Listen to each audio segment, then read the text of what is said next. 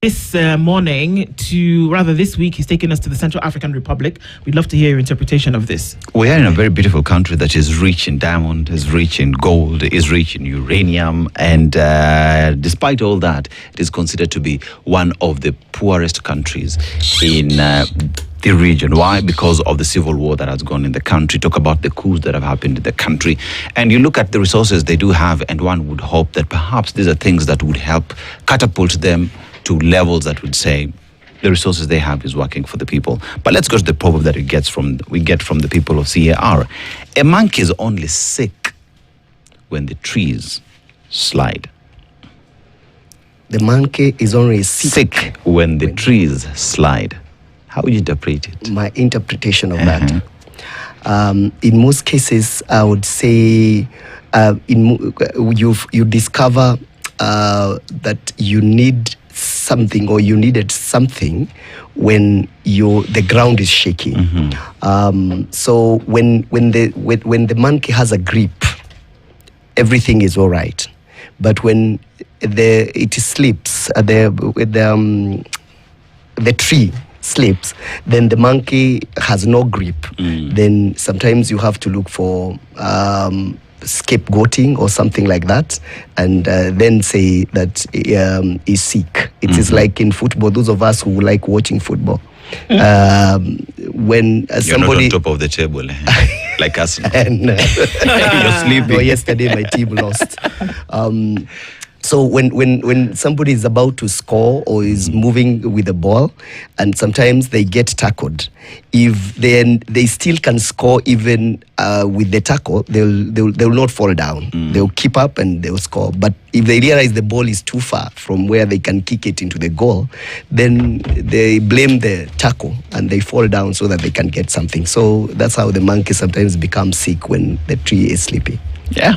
Proper interpretation, Great. I mean, great way to look into it. And the world seems to be on tenterhooks at the moment in terms of what's going to happen. Because when you touch a resource like oil, it affects everything that we do. So over the weekend, it didn't take long before the world knew that the first strikes had happened. And especially when we're looking into the Gulf region, an oil-rich, where a great percentage of the world's oil for operation then comes from.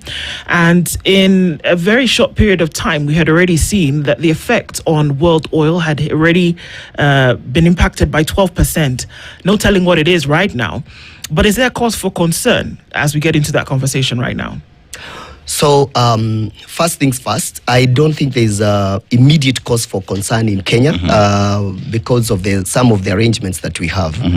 And so people or the common person should not worry or get really concerned to the extent that sometimes people are all over scampering for fuel. I don't think we are there, and I hope we are not likely to get there. But when you look at it from the geopolitical angle, you appreciate that where our fuel comes from is our fuel passes through the famous now Strait of Hormuz. If you look at the map, we get our products from, because of the specific fuel that we consume fuel from a crude that is called Muban crude. And we get this from Saudi Arabia. We get this from UAE. And if you look at where that fuel passes is actually through the Strait of Hormuz, because it's next to Iran, and the other side is Saudi Arabia. So we had that. You've seen it in the geopolitical tensions. Iran has declared that no vessel that is allowed to pass through the Strait of Hormuz, and they have gone ahead to demonstrate. I think they have downed a few. They have sunk a few vessels, and so you'll find that most of the people that own this, or the companies that own these vessels that bring fuel, are a bit skeptical, and as anybody else would be who is in business. And so, if this is prolonged, if the tension is prolonged, then definitely we are going to feel the heat. Reason being, 20% of world oil passes through the Strait of Hormuz. 20%. Actually, if the closure, if that place is closed, I just expected that there will be a commensurate hike. Today it could be 12%, but as we head towards a prolonged tension, as we have heard yesterday, those of us who are geopolitical junkies, you keep following what is happening across, and you hear the likes of President Trump saying that they're willing to take this as far as it can go. And so we don't know how far that this will go. If it prolongs, then we are likely to have this problem. Why? Not because we cannot buy fuel, not because our procurement system is not okay, but because of now matters beyond the reach of the government and the partners out there.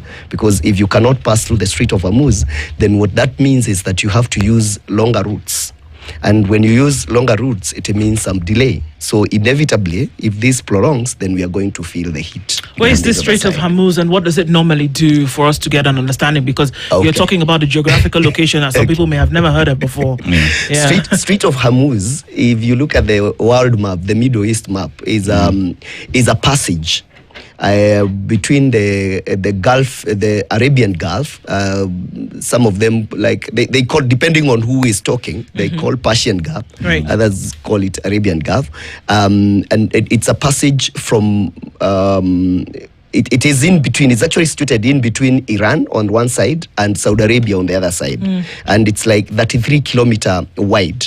And so all the fuel that is coming from the countries around there, where be it Saudi Arabia, be it UAE, be it Iran itself, those countries, all that fuel passes there.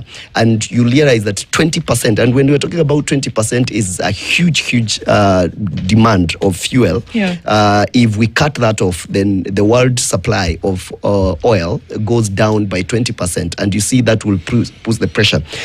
People like the countries like China, over 34% of their oil, they get it from around Iran. And so when that is close, also the pressure builds up.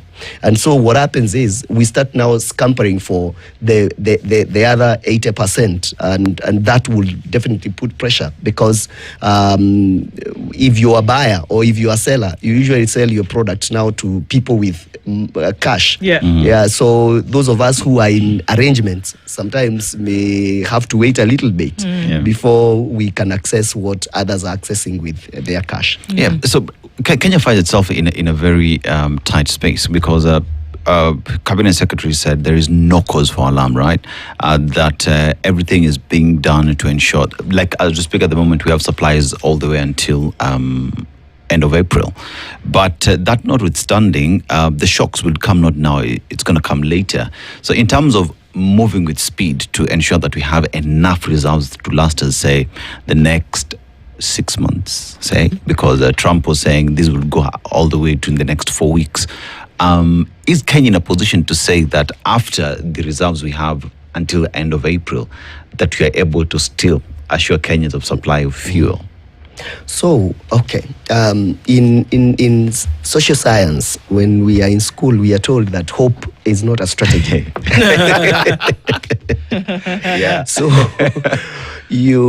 what we are saying is that our fuel security right now is in the hope that this conflict does not prolong beyond what is expected, or rather what we were looking to be a short-lived kind of a pressure. But if it prolongs, and this is not unique to Kenya, if this prolongs, everybody, including Europe, and everybody must make contingency plans. And so we had better start making contingency such that the stocks our cabinet secretary is talking about, before they get depleted, we ought to know what else we need to do. And I hope and I believe, because I know the ministry is run by people who are good enough in terms of strategy, they must be making some strategic decisions that should and maybe will mitigate this. But we cannot sit and hope that this problem will ease off in a few weeks and then we get our normal supply. If this prolongs, then we are done, because our installed capacity. We don't have what we call the strategic oil reserves. We have a law that mandates or asks Kenya to make sure that we provide for strategic oil reserves in the Petroleum Act of 2019. The government ought to actualize the strategic oil reserves, but we don't have that.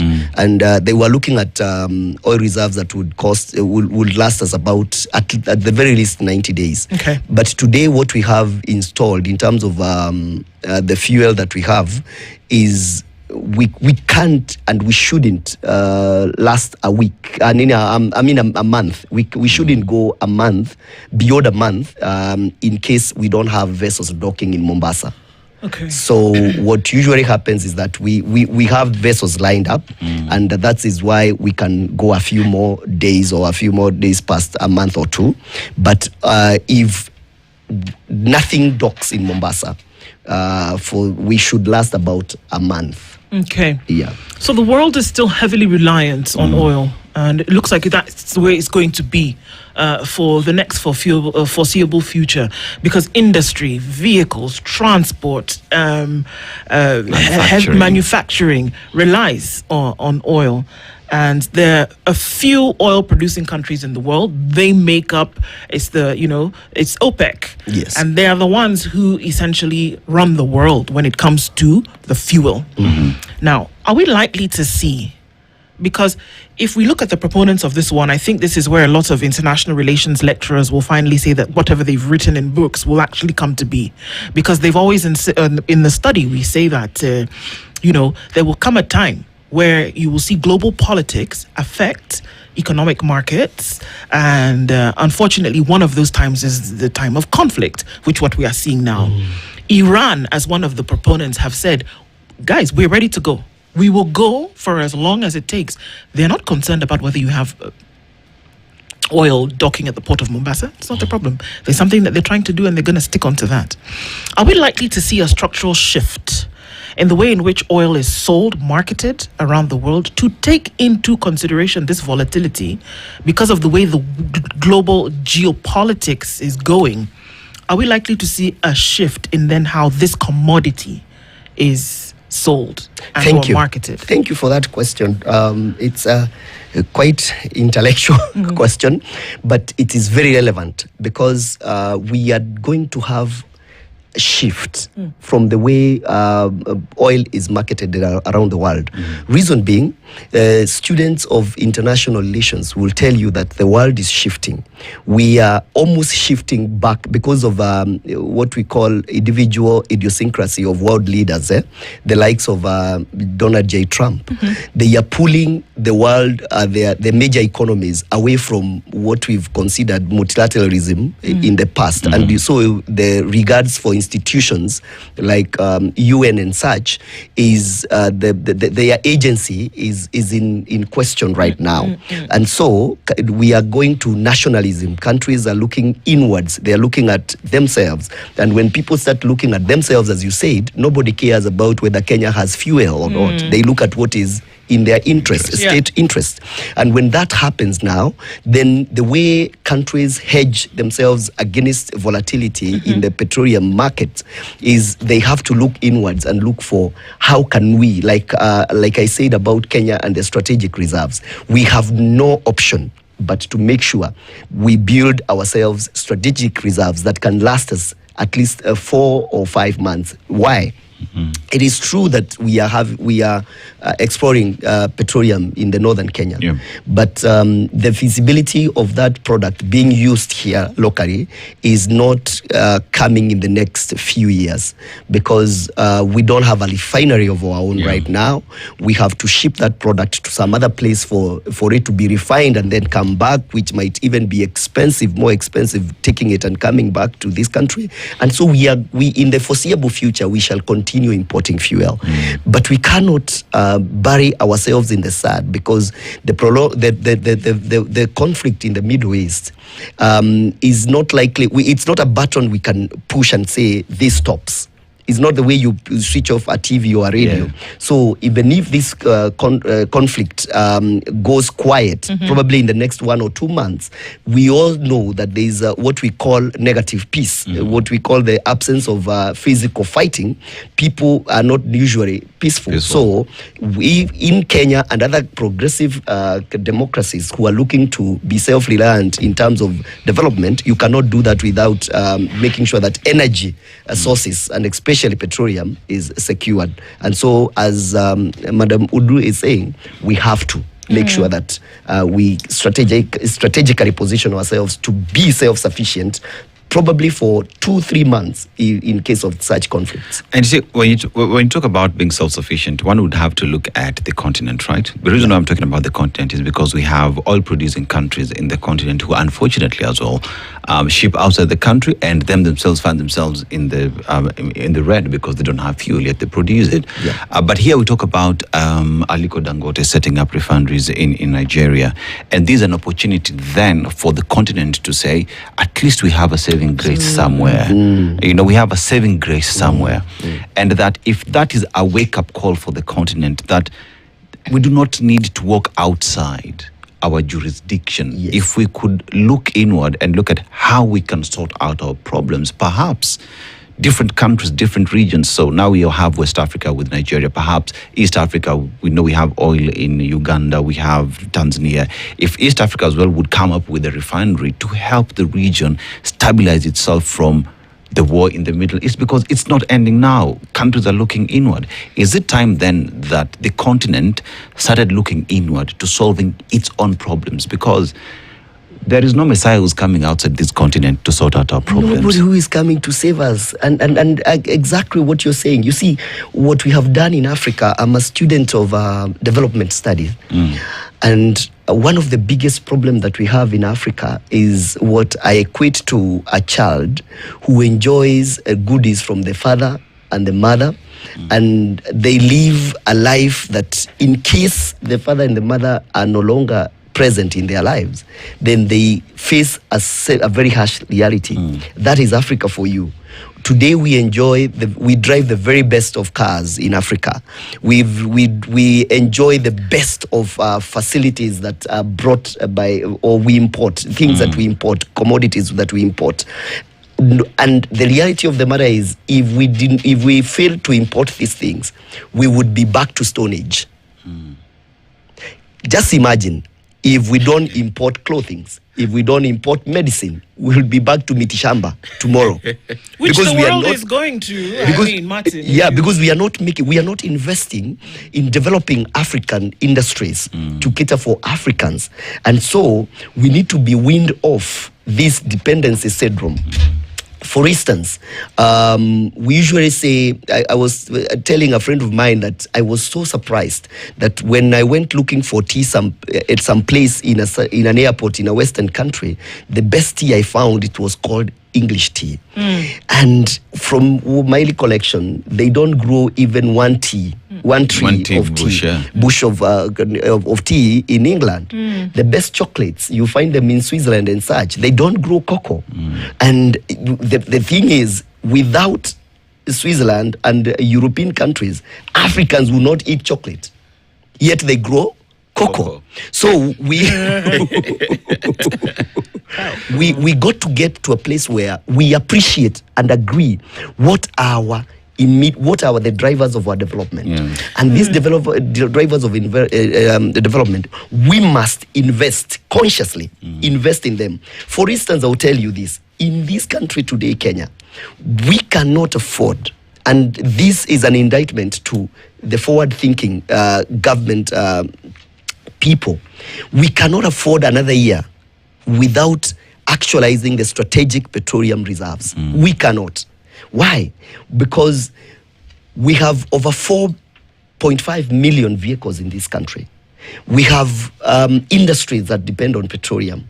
We cannot be at the masses of peace in the world. Or hope. The day multilateralism sinks is the day the Kenyan economy dips.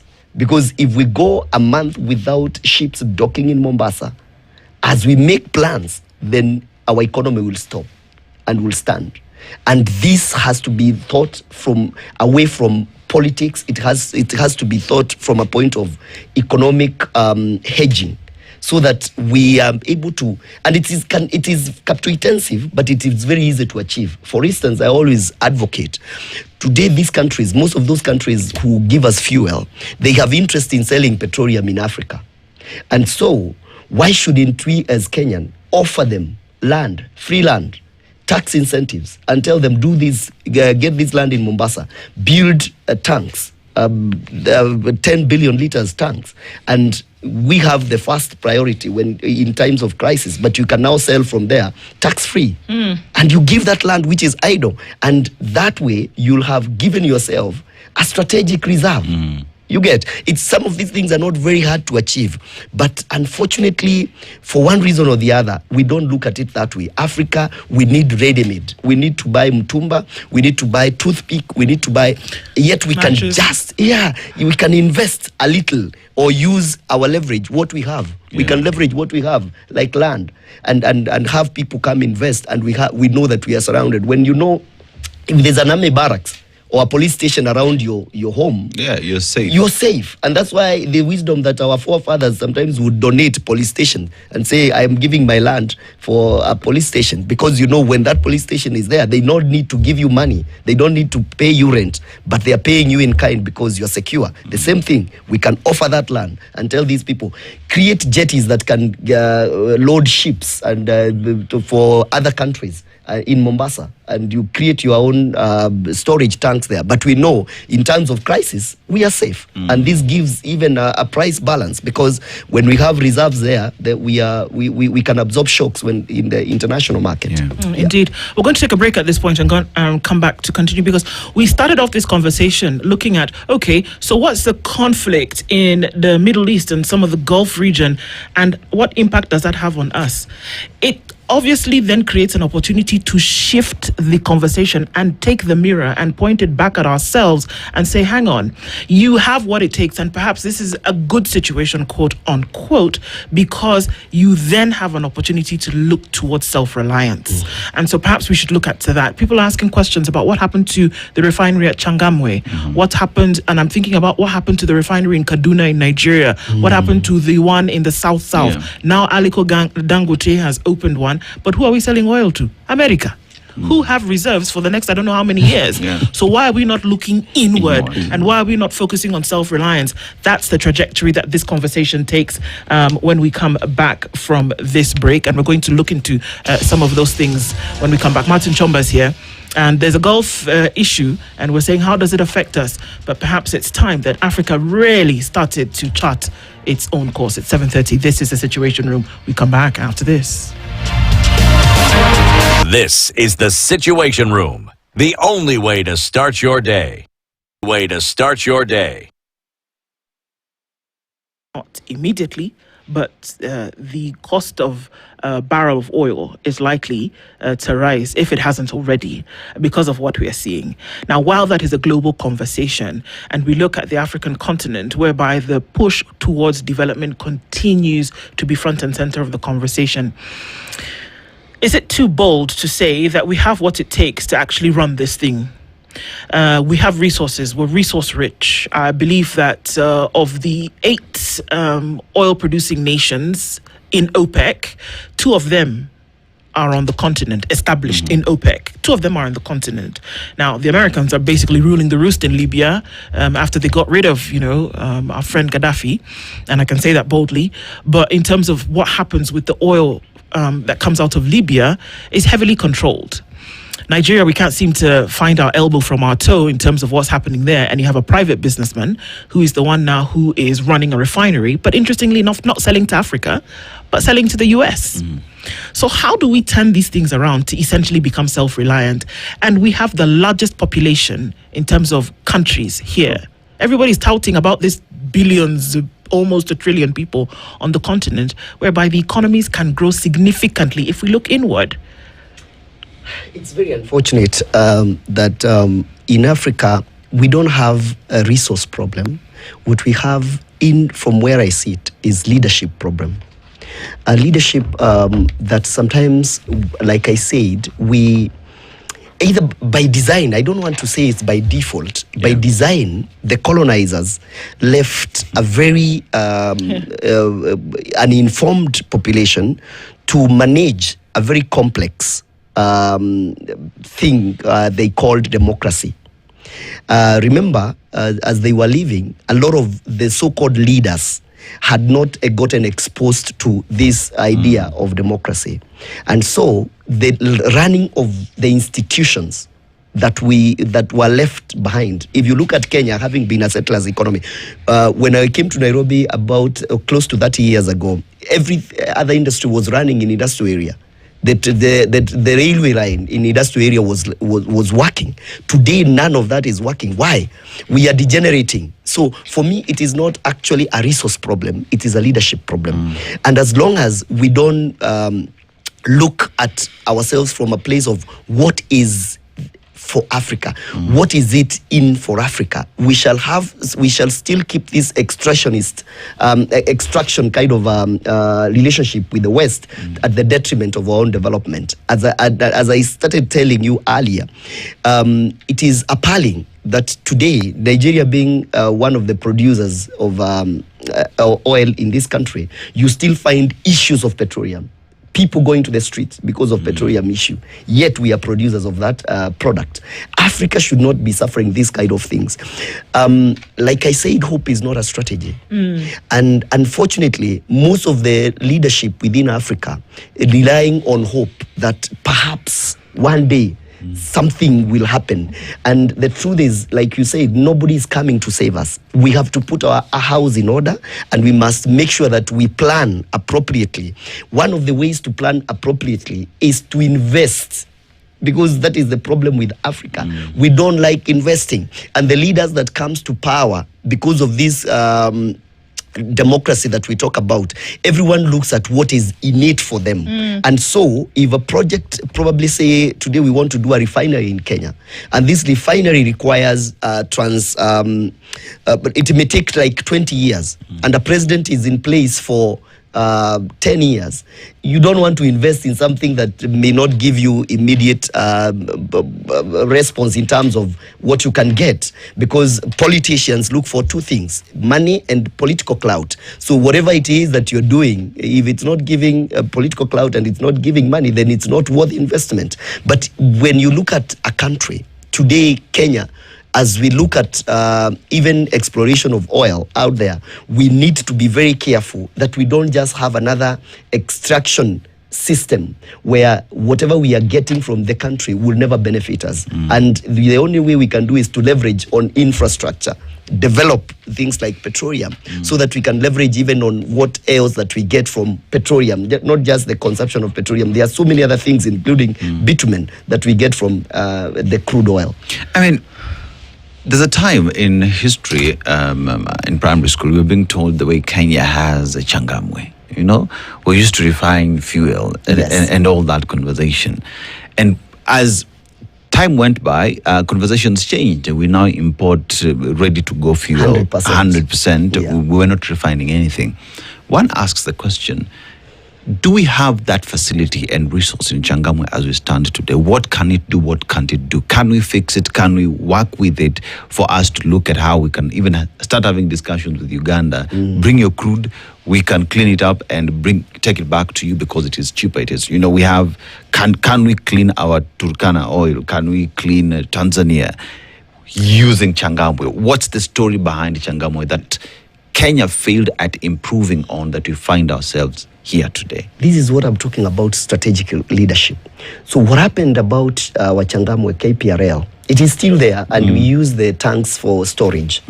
But in terms of the facility, it became inefficient. Inefficient in that the way it was designed to cut only few products, that is petrol, diesel, kerosene. Kerosene. And if you look at those times, they are used to burn gas and such. And so the modern refineries today are very efficient because they get so many byproducts of the crude such that they make a lot of financial sense. So our refinery became defunct because of the fact that they cannot cut anything beyond petrol, diesel, and what we used to call regular petrol those days.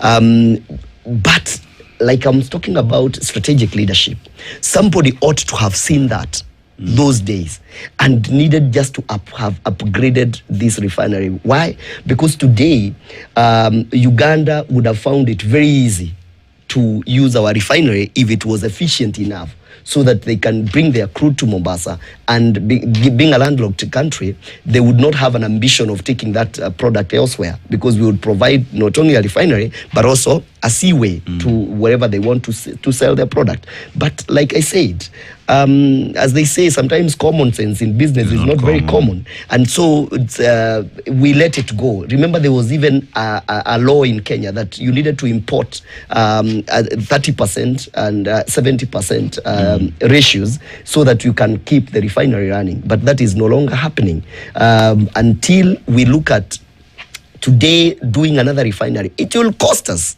It will really cost. It will cost quite a bit of money. But I think it's something that we need to invest, because we cannot talk about exploration without such kind of facilities in the country. And maybe today, if we had a refinery, even in the midst of war, those countries that have fuel and they don't have refinery, they would look for ways to get their product to our refinery. Yes. And when we do get to refine that product, we get a strategic advantage because of the facilities that we are able to offer the world. These are the kind of leadership thinking that I'm talking about. Because then I hear you speak in terms of, because when you talk about oil, right, and petroleum product, for me, it's not about business. It's not about, it's about survival. It's about your personal security. Exactly. That anyone who's now talking about, even if you're going to Singapore, the next question would be, if you're going to Singapore, what is the conversation on us being self-sufficient? What is the conversation on having understood that we have fuel shocks that would be caused by problems outside this continent, you know? What is our story around that? That we need leaders who will not only tell us that we need to open an infrastructure fund that now ends up being a story, but we need leaders who will open up our minds, not our minds. We need to trigger their brains to start thinking far and beyond what we are used to, that it's politics, it's on top of vehicles, it's about the Nyota Fund, that we need to talk about fuel as a strategic and security matter that we can't afford to not talk about. Look at it this way. The Singapore we are talking about do not produce petroleum oil, but it is one of the number one refiners of oil. They have refineries all over. The things I'm talking about, sometimes you'll find people who are trying, including Kenya, when we are trying to see whether our product is viable. Sometimes we have to ship that crude to Singapore because they have provided that so that it can be refined and be brought back. Let me tell you something about the leadership we're talking about. Today, because the airspace in Dubai is closed, the airspace in Qatar, the Middle East is closed, East Africa is extremely strategic. If we had airports that can take care of the deficit that we are having in the Middle East, today we'll be reaping big. We'll be selling a lot of jet fuel in this country. We'll be selling a lot of food, the food that is used in the airplanes. We would be selling, our economy would be reaping big today if we were sufficiently prepared. And so it is not a matter of if, it's a matter of when. If we want to develop, we must as an economy, we must invest in modern infrastructure facilities so that we can take advantage of the East Africa, Middle East, and the region whenever there are these kind of issues. Kenya is strategically placed. Today, people who are flying are not able to go through Middle East. They are going through Ethiopia, because they are very well, their infrastructure in terms of airports and such are very developed. And so a lot of people are commuting through Ethiopia. We need to make those kind of leadership. So there's something I wanted to say, maybe as we go forth, and this is a caution.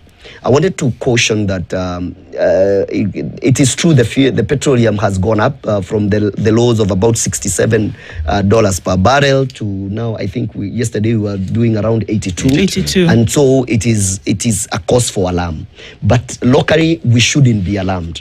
The only thing I would wish to caution is that the oil marketers in Kenya need to be very careful not to stop selling fuel to the independent petroleum dealers. Because the moment they stop selling fuel to the independent dealers, what happens, I come from Kirinyaga County. I come from Kirinyaga Central constituency. That constituency has two major towns. It's only one town called Kerugoya town that has the majors, the oil majors, the big brands. And so my ward is called Inoi. There's another one called Kanyekini and Mutira and Kerugoya. So the people who are coming from my village, a village called Kangaita, they are people with one pump who sell fuel there. And so if those people do not get fuel, what is likely to happen is that all the motorbikes from my Kangaita village, from Mutira village, from Gatwe, of those villages where I come from, are all likely to stream to Kerugoya town, where they may get the big brand. And so logistically, it will not be possible to fuel those motorbikes, 1,000 or 2,000 motorbikes. And so that would cause unreal alarm, and people will start feeling panicking and feeling like there is no petroleum in the country. So that would be, to me, a word of caution, because this is what happened in 2022, and this is the solution that we prescribe to government, that make sure that the taps are flowing, because like nation states, individual business people are rational beings. So we usually say they look inwards, and in terms of crisis, people stop and they say, no, we cannot sell this, we cannot sell that, we cannot sell that. And so because these independent petroleum dealers do not have the leverage of importation, so what happens is their taps dry fast. And when their taps dry, then there's forced panic, because everybody now will start rushing to the towns, where and that now will cause a psychological impression that there's shortage of fuel, contrary to the truth. And so that, to me, I think it's very important that people are cautioned that we don't look inward so much as the oil majors and stop selling to the independent, because that would cause unreal panic, which is not there.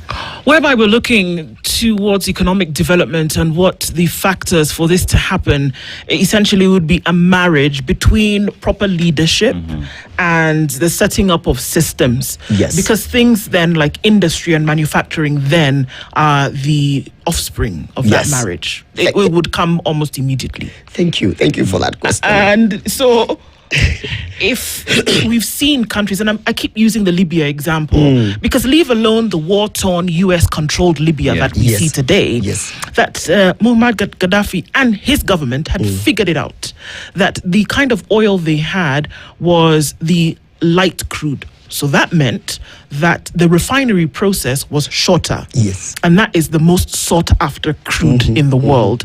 And they knew what they had, and they said, what are we going to do? So joining OPEC and then making sure that the people of the country then were settled, they knew that we had to set up systems whereby we would sell, we would refine, we would sell, and we would also then make it advantageous to ourselves. When he insisted on the OAU at that time, it was some of these things that he was going after, saying that we have this commodity. Why are we selling it outside the continent for profit, whereby we can be doing this within the continent for greater profit? Because it does so many things. It empowers nations, but it empowers the continent. It increases your resources, and then also allows you to be self-reliant and self-sustainable. But they killed that idea. Yes. Do we realize the outside pressure for us to remain in these situations where you talk about that we start to panic, we don't have enough, we don't even set up systems, our poor leadership? I think it's by design. It's by design. To keep us unproductive. Yes. Because the people, you'd be surprised, who are outside there setting up these systems are Africans. Yes. So what is the problem that we cannot shift beyond this keeping down Thank you. of African nations? Thank Why? you for that question. I must say thank you again for that question, because it is at the core of the real issues. In Africa and in Kenya, students of history will tell you that we've been socialized, that politics is a dirty game. You know, when we were growing up in Kenya, we were socialized that politics is a dirty game. So what happens? It is a mental way of making sure that decent people, progressive people, people who have done well in the corporate sector, people who have done things, have started things, and have the brain to make things happen, shy away from politics. But we also told in political science that politics is the master science, because it doesn't matter what you are doing. Politics is what will take the day. It doesn't matter whether you are a doctor, you are an engineer, whether you are whatever it is that you do, you operate within rules that are made by politicians. So when we say politics is a dirty game, good people shy away from politics. And so who do we leave it to? Dirty people. So what will happen? They will make policies that align, which is at their level of thinking. Because just like water, it gravitates to the lowest level. And so, seeing what you're seeing today, it's very hard for some of the people that are within African leadership. Because for them, it is what is it innate for us. They don't have the ability to see that it is in the advantage of the institutions and the corporations from the West for us to be fragmented, for us not to come together, for us not to synergize. Why is it that today it will cost me more to fly to Nigeria than it will cost me to fly to Dubai? True. Yeah. Why?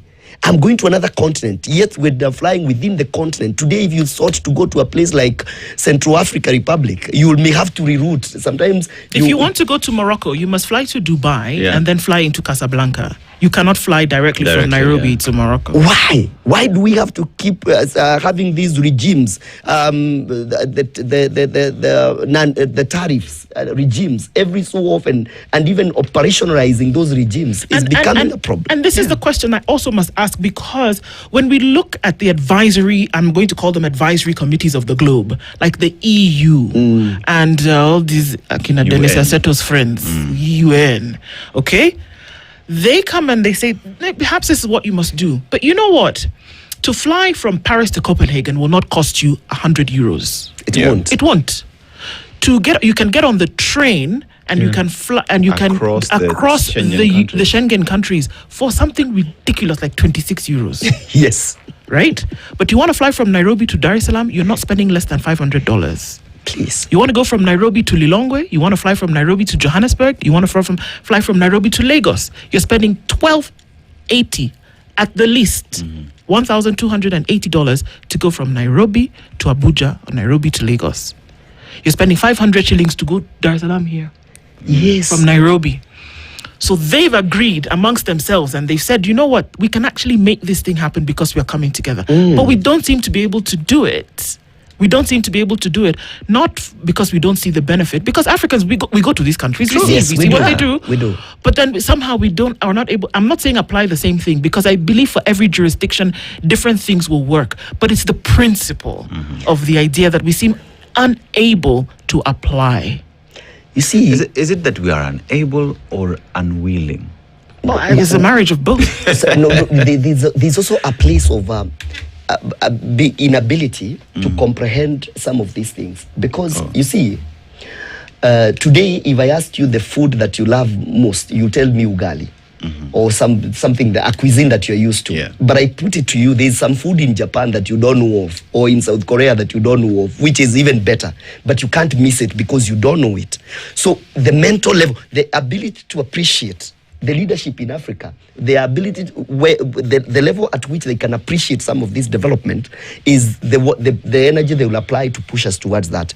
African states have not appreciated that you had better be hold 1% share in $1 billion company than have 100% share in a 10,000 shilling company. Because that is what we are doing.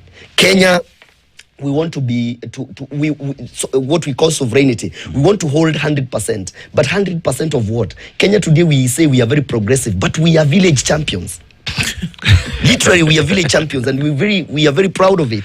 But because we look at gauge ourselves against who? The likes of Rwanda, Burundi, and our neighbors. When the world is bigger than Nairobi. So unfortunately, when leaders who are progressive come with ideas like the Gaddafi had, we feel threatened. Because the leaders are not looking at the countries for posterity. They are looking at their positions. And the minute you start looking at the threat or to your position, then you diminish the capacity to look at the posterity of that country. And so as Africans, the hope of this country, of this continent, is in the young people that we are raising. That's, to me, that is the hope, because I've found young people who are now cross-border in terms of, they don't care which country you are coming from. Just like in Kenya today, there's the Gen Z. I was telling some friends of mine that these are the people that are the hope of this country, because my son today, his best friend comes from the other side of the country, the other comes from another religion. They don't care. They don't have the hang-ups of the things that we had growing up, because those structural hang-ups are the prohibitors of development. And when they start seeing and asking themselves, I have schooled in Europe, I've schooled in US, I've seen these things work, why are they not working here? So the minute we attain critical mass of people who are able to think the way we are thinking, then we'll start having something semblance of development. But today, as I said, the guys who are left by the colonialists, very ignorant people, to manage a very complex ideology called democracy, still are unable. All they know is to grab. Remember, they were fighting for land. And so the minute you get freedom, what you think is that what you need to do is to grab, to get. Today, there are so many people who are sleeping hungry and they have land. There are so many people who are not able to take their children to school, yet they have acres of land. So the minute we must shift our minds from that to development-minded issues that can take this continent to another level. We must appreciate the new technologies. We must appreciate that the world has panned. It has moved from the normal things that we are used to a digital economy today. How many of our kids today are very well versed with the AI revolution that is happening? For how long shall we play catch-up? We have played catch-up in industrial revolution, in computers and the microchip. Now we want to play catch-up with AI. And for how long shall we do that? We must have leadership that appreciate that we must put the coming generation at the forefront of what is happening in the world. What is it that we are doing today, teaching our children the parts of an insect, the thorax and the legs, when the children of the same age in Korea are creating and they are making watches and they are doing robots? How can we compete with the parts of an insect? It's very unfortunate, and these cascades, or rather, it has a way of upscaling to our leadership. What do we think about as a country? What are we talking about? We feeding ourselves is a problem in the 21st century. Relying on, like I'm saying, we cannot even think of having ourselves strategic reserves. Why? In this time and age? And that's the real conversation, not this other nonsense that we spend our time. No. We shouldn't. There's no excuse. There's no excuse that in some situations we still are where we are. And we don't know why we'll have to be like that for the longest time. Look at the way we constitute our leadership. Today, for you to interpret the law, to be a judge or to be a lawyer, you need to go to school and get a law degree, and not just get a law degree, go to Kenya School of Law, because they don't believe that law degree is sufficient. You go to but look at the people who make the law. What did we say about them? They don't have to even have a degree. That is what we said. The people who make the law don't have to be schooled. Yes. But the people who interpret the law have to be schooled. What kind of lopsided logic of leadership are we talking about? And as long as that is our guiding principle, you're going to be here for a while. We all act surprised when we socialize people that politics is a dirty game. We leave politics to dirty people. Then 2-3 months after we elect them, we all act surprised that they are not able to think at the latitude or at the attitude of mind that we expect them to think. Whereas you could actually go in and sanitize the politics. Exactly. So I'm even in this show calling for people, decent people, do not shy from political war. water, because that is where it all begins. It doesn't matter whether you are a neurosurgeon, whether you are an aeronautical engineer. If the politics is not right, nothing will ever be right. Martin Chambers with the Petroleum Outlets Association of Kenya. And that's the trajectory that this conversation has taken, and a good one, essentially. Thanks for being here this morning, Martin. Asante Thank you. sana. Thank you very Conversations much. continue, folks. It's 8:01. I appreciate it. This is the Situation Room, the only way to start your day.